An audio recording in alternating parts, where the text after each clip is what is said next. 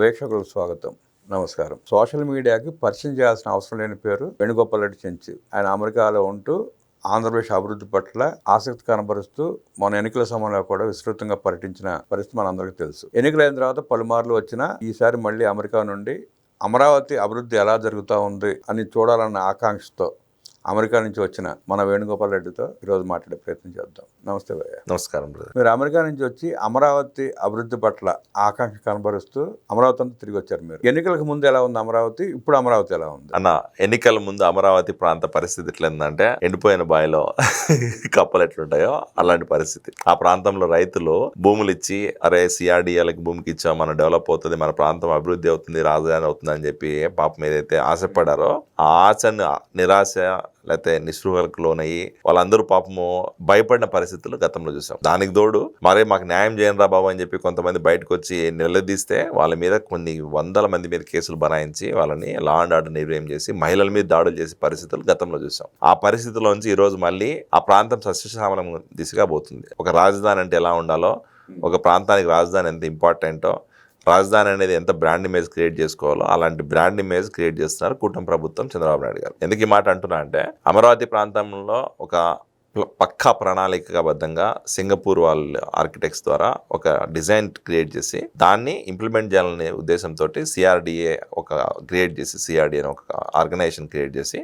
Land pool చేసి రైతుల దగ్గర నుంచి ఈరోజు ఆ ప్రాంతంని ఒక పక్కా డిజైన్ తోటి ముందుకెళ్ళింది అప్పుడు ప్రభుత్వం. ఆ తర్వాత వచ్చిన జగన్మోహన్ రెడ్డి గారు దాన్ని నిర్వీర్యం చేశాడు. ఈ రోజు మళ్ళీ ఆ ప్రణాళికని మళ్ళీ ముందుకు తీసుకెళ్లే విధంగా ఆ ప్రాంతాన్ని డెవలప్ చేసే భాగంగా ఆ ప్రాంతంలో పర్మనెంట్ బిల్డింగ్స్, అసెంబ్లీ అయినా, సెక్రటరియట్ అయినా, గవర్నమెంట్ క్వార్టర్స్ అయినా, జడ్జి క్వార్టర్స్ అయినా, లేకపోతే వివిధ ప్రభుత్వ అధికారులకు అక్కడ ఉండడం కోసం కావాల్సిన అన్ని వసతులు, అలాగే క్వాంటమ్ వ్యాలీ, అలాగే ఈరోజు ఎడ్యుకేషన్ ఇన్స్టిట్యూట్స్, అలాగే ఈరోజు రాష్ట్రంలో ఒక రాజధాని ఎంత ఇంపార్టెంటో దాని ఆవశ్యకతని వివరిస్తూ ప్రజలకు అందరికీ కూడా న్యాయం చేయడానికి కూటమి ప్రభుత్వం మళ్ళీ ప్రయత్నం చేస్తాం. రీసెంట్ గా జడ్జెస్ బంగ్లా ప్రారంభోత్సవం జరిగింది, చూసారు మీరు? ఆ బంగ్లా వెళ్ళాను. అవును. ఎట్లా ఉంది, ఎట్లా అనిపిస్తుంది మీకు? ఇప్పుడు ఒకసారి మనం చూస్తే ఈరోజు అత్యాధునిక సదుపాయాలతోటి ఒక జడ్జి బంగ్లాకి ఎన్ని అవసరమో, సెక్యూరిటీ అయినా, లగ్జరీ అయినా, లేకపోతే ఒక లావిష్ ఉండడమైనా, లేకపోతే ఆ ప్రాంతంలో ఒక ల్యాండ్ మార్క్ క్రియేట్ చేయాలన్నా కూడా ఇవన్నీ కూడా కన్సిడర్ చేసుకొని ఆ ప్రాంతంలో జడ్జి బంగ్లాల్ని మొన్న ఇనాగ్రేషన్ చేశారు బాబు గారు. ఆ ప్రాంతంలోకి వెళ్ళి చూస్తే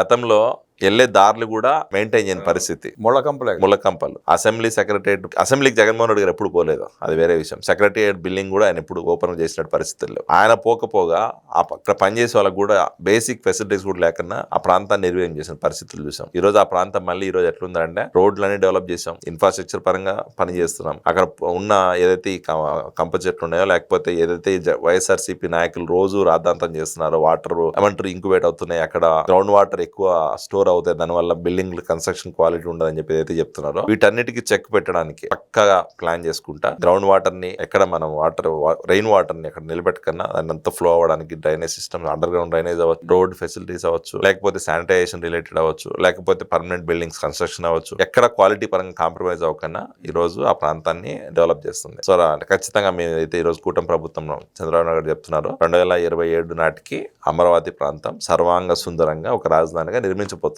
ఐఏఎస్ ఐపీఎస్ క్వార్టర్స్, అపార్ట్మెంట్స్ త్వరలో ప్రారంభోత్సవం కాబోతున్నాయి. నెక్స్ట్ మంత్ అనుకుంటా, బహుశా టైం పెట్టినట్టున్నారు. అప్పటికి అయిపోతాయి అంటారా? నెక్స్ట్ మంత్ కాకపోయినా mid of this year complete అయిపోతాయి. ఐఏఎస్ ఐపీఎస్ క్వార్టర్స్ అయిపోతాయి. అలాగే సెక్రటరియట్, అసెంబ్లీ ఏదైతే మీరు 2027 అన్నామో ఆ 2027 నాటికి కూడా కంప్లీట్ చేయడానికి కూటమి ప్రభుత్వం అకుంఠిత దీక్షతో పనిచేస్తుంది. దాన్ని పర్యవేక్షణ కోసం 3-man కమ్యూనిటీ కూడా మొన్న అరేంజ్ చేశారు. ఈ రోజు ఏదైతే వైసీపీ నాయకులు రోజు రాద్ధాంతం చేస్తున్నారో, అమరావతి ప్రాంతంలో రైతులకు న్యాయం చేయలేదు, డెవలప్మెంట్ చేయలేదు, అమరావతి ప్రాంతాన్ని పట్టించుకోవట్లేదు అని ఏదైతే వీళ్ళు రాద్ధాంతం చేస్తున్నారు, వాటన్నిటికి చెక్ పెట్టడం కోసం 3-man కమిటీ అరేంజ్ చేశారు. ఫెమసాన్ గారైనా, అక్కడ ఆ ప్రాంత లోకల్ ఎమ్మెల్యే శ్రవణ్ గారైనా, లేకపోతే మంత్రి నారాయణ గారితో కలిసి ఒక 3-man కమిటీ ఆర్గనైజ్ పెట్టి వాళ్ళ పర్యవేక్షణలో సిఆర్డిఏలో జరుగుతున్న ఈ డెవలప్మెంట్ యాక్టివిటీస్ అన్నిటిని కూడా మానిటరింగ్ చేసుకుంటా అక్కడ ప్రజలకు ఎటువంటి ఇబ్బందులు రాకుండా ప్రజలకు ఇచ్చిన ఏదైతే హామీలు ఉన్నాయో ల్యాండ్ అలాట్మెంట్ దగ్గర నుంచి వాళ్ళకి ఇచ్చిన ఆ ల్యాండ్ లైక్ డెవలప్ అయిన తర్వాత ఏదైతే ఇస్తామని చెప్పారో అవన్నీ కూడా ముందుకు తీసుకెళ్తున్నారు. సో ఖచ్చితంగా మేము ఇచ్చిన మాట ప్రకారం IAS IPS quarters next 2-3 months లో ఓపెన్ చేస్తారు. 2027 మిడ్ లేకపోతే ఎండ్ కల్లా పర్మనెంట్ సెక్రటరియట్ అసెంబ్లీ కూడా ఓపెన్ చేసే పరిస్థితి. మనకు అక్కడ అమరావతి ప్రాంత ప్రజలకి గుంటూరు, ప్రకాశం, కృష్ణా జిల్లా, వెస్ట్ గోదావరి జిల్లా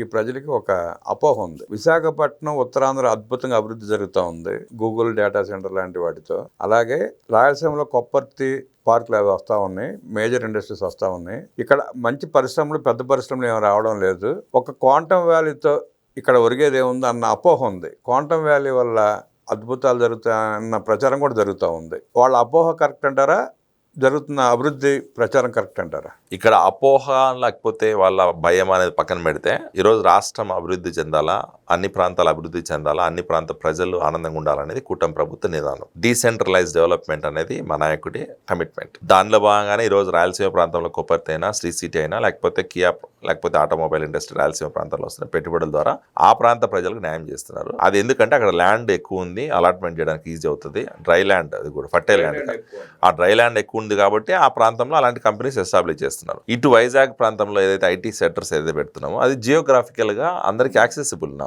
ఎందుకంటే ఈరోజు ఐటీ సెక్టర్, ఐటీ కంపెనీలో పనిచేసే వాళ్ళకి ఏంటంటే బేసిక్ ఎంప్లాయీస్ అందరూ కూడా వాళ్ళు ఎక్స్పెక్ట్ చేస్తారు. వాళ్ళకి కావాల్సిన, పిల్లలకు కావాల్సిన ఎడ్యుకేషన్ అవ్వాలా, కల్చరల్ గా కావాలా, లైఫ్ స్టైల్ కావాలా, అలాగే ట్రాన్స్పోర్టేషన్ ఫెసిలిటీ కావాలా. ఇవన్నీ కూడా వైజాగ్ ప్రాంతంలో ఆల్రెడీ ఉన్నాయి. మనకు అటు వాటర్ సఫిషియెంట్గా ఉన్నాయి, ఓషన్ ఉంది, బీచ్ ఉంది, లేకపోతే ఎయిర్ ట్రాన్స్పోర్ట్ ఉంది, ట్రైన్ ట్రాన్స్పోర్ట్ ఉంది. అలాగే ఇంకొంటే 3-4 రాష్ట్రాలకి, అటు ఒరిస్సా, ఇటు ఆంధ్ర, అటు అన్ని బార్డర్, ఛత్తీస్గఢ్ దగ్గరలో ఉంటాయి. సో ఆ రకంగా ఏంటంటే మనం ఆ ప్రాంతంలో అయితే జియోగ్రాఫికల్ గా బాగుంటున్న ఉద్దేశంతో ఈరోజు ఐటీ సెక్టార్ ని వైజాగ్ ప్రాంతంలో డెవలప్ చేస్తున్నారు. ఇంకా మీరు అన్నట్టు అమరావతి ప్రాంతానికి ఏముందని చెప్పి వైసీపీ నాయకులైనా లేకపోతే ఆ ప్రాంత ప్రజలైనా అంటున్నారు. కొంతమంది ఆ ప్రాంతంలో ఉన్న ప్రజలందరూ తెలుసు ఏం జరుగుతుంది అనేది. కాకపోతే కొంతమంది ఏదో కేవలం వైసీపీ అంటే ఇప్పుడు దాకా పెద్ద ప్రాజెక్ట్ ఏమి అనౌన్స్ చేయలేదు కదా, ఒక క్వాంటమ్ వ్యాలీతో ఒరిగేది ఏంటంటే రచ్చుకుంటే ప్రయత్నం చేస్తుంది వైసీపీ. క్వాంటమ్ వ్యాలీ అనేది it's a big one for sure. ఎందుకంటే నెక్స్ట్ రాబోయే రోజులు, ఈరోజు ఏ మిషన్ లెర్నింగ్ గురించి ఏం మాట్లాడుతున్నామో క్వాంటమ్ కంప్యూటింగ్ గురించి కూడా రాబోయే రోజులు మాట్లాడే పరిస్థితి. చంద్రబాబు నాయుడు గారు ఒక విజన్ తోనే ముందుకు వెళ్తున్నారు. క్వాంటమ్ కంప్యూటర్ అనేది ఆ ప్రాంతంలో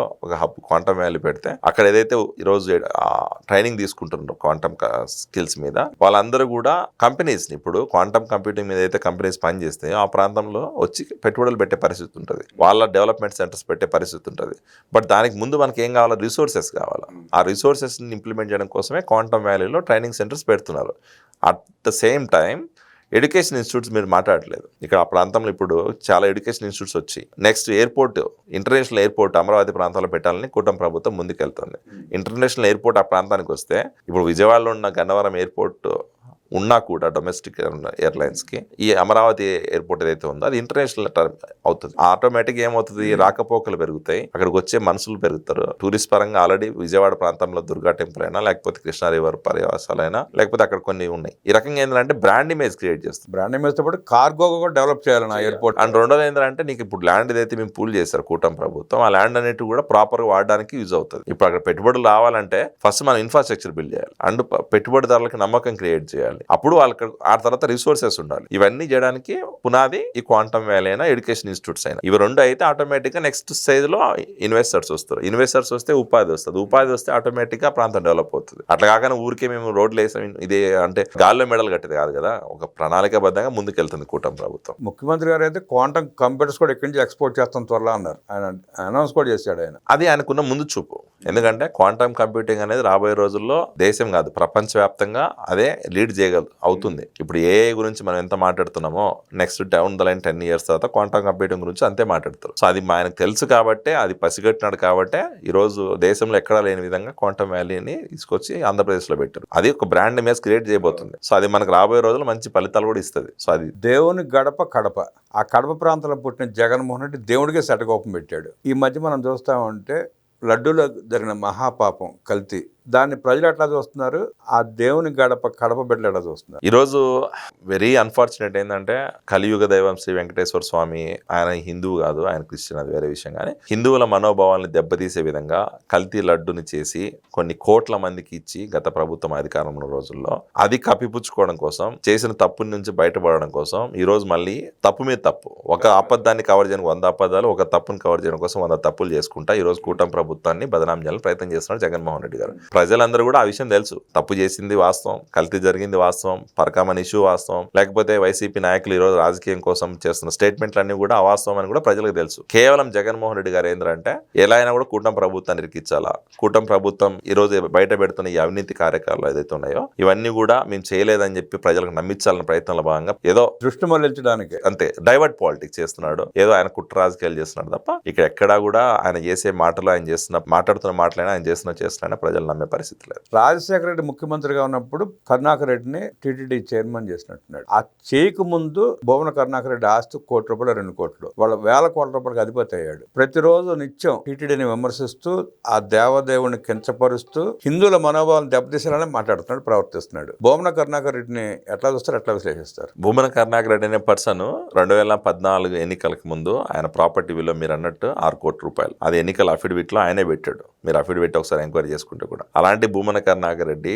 టీటీడీ చైర్మన్ గా ఉండి ఎమ్మెల్యేగా ఉండి ఈ రోజు ఎన్ని వందల కోట్లు సంపాదించాడో, తిరుపతి ప్రాంతంలో ఎన్ని ల్యాండ్ కబ్జాలు చేశాడో, ఎంతమంది సామాన్య ప్రజలని మీద ఈ రోజు అరాచకం చేసి డబ్బులు సంపాదించాడో ప్రజలందరూ తెలుసు. ఖచ్చితంగా ఏంటంటే ఆయన 6 కోట్లతో మొదలై ఈ రోజు 600 కోట్లు సంపాదించినాడు. దేవదేవుడి పాదాల చెంత టీటీడీ చైర్మన్ గా పనిచేసి ఆయనకంటూ ఒక ఇది బ్రాండ్ అంటే ప్రజల్లో ఇమేజ్ క్రియేట్ చేసుకుని ఆ ఇమేజ్ ని కూడా క్యాచ్ చేసుకుని ఆ దేవుడి మీదనే రాజకీయం చేస్తున్నారు ఈ రోజు. ఖచ్చితంగా కూడా జగన్మోహన్ రెడ్డి గారైనా లేకపోతే కరుణాకర్ రెడ్డి గారైనా కూడా కేవలం వాళ్ళ చేసిన తప్పుల్ని కప్పిపుచ్చుకోవడం కోసం ప్రతిరోజు ప్రెస్ మీట్ పెట్టడం, దేవదేవుడి మీద ఏదో రకంగా బురద చల్లడం, దేవదేవుని కూడా ఈ రాజకీయంలోకి రావడం అనేది వాళ్ళ పాపాలకి రాబోయే రోజుల్లో ప్రాయశ్చితంగా ఉండదు. వాళ్ళు చేస్తున్న ఈ పాపాలు ఏదైతే ఉన్నాయో దేవుడు కూడా క్షమించలేని పాపాలు ఇవన్నీ, మహాపాపాలు. సో ఇవన్నీ కూడా ఏంటంటే వాళ్ళ పోయే కాలం వచ్చినప్పుడు ఇట్లాంటి పనులు చేస్తారు అంతే. ఓవరాల్ గా వైఎస్ఆర్ కాంగ్రెస్ పార్టీ పరిస్థితి ఎలా ఉండబోతుందంటారు? వైఎస్ఆర్సీపీ పార్టీ మునిగిపోయింది, నాకు అందరికీ తెలుసు. ఈ రోజు వాళ్ళ ఎగ్జిస్టెన్స్ కోసం, వాళ్ళ కార్యకర్తలను ఏదో ఉన్నామని చూపించుకోవడం కోసం జగన్మోహన్ రెడ్డి గారు ప్రెస్ మీట్లు పెడుతున్నట్టు కనపడుతుంది. వాళ్ళ అధికార ప్రతినిధులు మీడియాలోకి వచ్చి రెచ్చగొట్టే మాటలు మాట్లాడడం అవుతుంది. లేకపోతే వాళ్ళ నాయకులందరూ కూడా మీడియా సమావేశాలు పెట్టి బూతులు మాట్లాడడం, ఇవన్నీ కూడా ఏంటంటే కేవలం వాళ్ళ ఎగ్జిస్టెన్స్ కోసం ప్రయత్నం చేయడం తప్ప ప్రజల్లో వాళ్ళకి ఎటువంటి పాజిటివ్ లేదు. రెండోది ఏంటంటే వాళ్ళు 11 స్థానాలకు పరిమితమైన తర్వాత ఈ రోజుకి కూడా వాళ్ళ రాజకీయం చేయడంలోనైనా, వాళ్ళ మాట తీరులైనా, లేకపోతే వాళ్ళ ప్రవర్తనలైనా మార్పు రాలే. అన్ఫార్చునేట్ అది. సో ఖచ్చితంగా ఏంటంటే రాబోయే రోజుల్లో మరొకసారి ప్రజలకు గుణపాఠం చెప్పే పరిస్థితి ఉంటుంది. ప్రజలందరూ కూడా వ్యతిరేకించే పరిస్థితి ఉంటుంది తప్ప వాళ్ళ మాట విశ్వసించడం కానీ వాళ్ళ నమ్మే పరిస్థితి కానీ లేదు. మునిగిపోయిన నావని ఒడ్డును చేసే ప్రయత్నంలో భాగానే వైఎస్ జగన్మోహన్ రెడ్డి ప్రెస్ మీట్లు పెట్టి అబద్ధాలు ఒడ్డి వారుస్తూ ఆ ఆఖరికి దేవదేవుడిని కూడా కించపరిచేలా వ్యవహరిస్తున్నాడు అంటూ విశ్లేషించిన వేణుగోపాల్ రెడ్డి గారికి ధన్యవాదాలు తెలియజేస్తూ నమస్కారం.